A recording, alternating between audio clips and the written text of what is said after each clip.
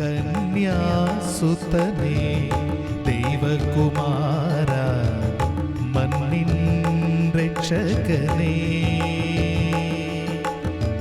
വിണ്ണിൽ നിന്നിഹ വന്നു പിറന്ന ഉന്നതനീ.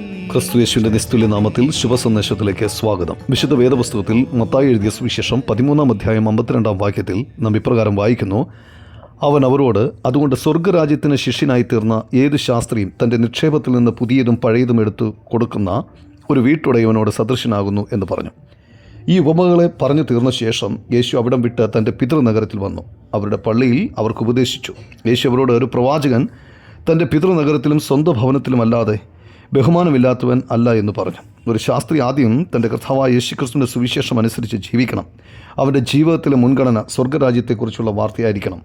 സ്വർഗരാജ്യത്തിൽ പ്രവേശിക്കണമെങ്കിൽ തൻ്റെ പാപത്തിൻ്റെ അനന്തരഫലങ്ങളിൽ നിന്നും ശിക്ഷയിൽ നിന്നും അവൻ രക്ഷിക്കപ്പെടണം. ദൈവവുമായി നിരപ്പ് പ്രാപിക്കേണ്ടത് അത്യാവശ്യമാണ്. സർവ്വമാനവരാശിയെയും പാപത്തിൽ നിന്ന് വീണ്ടെടുക്കുവാൻ യേശുക്രിസ്തു മനുഷ്യനായി ഈ ലോകത്തിൽ അവതരിച്ചു.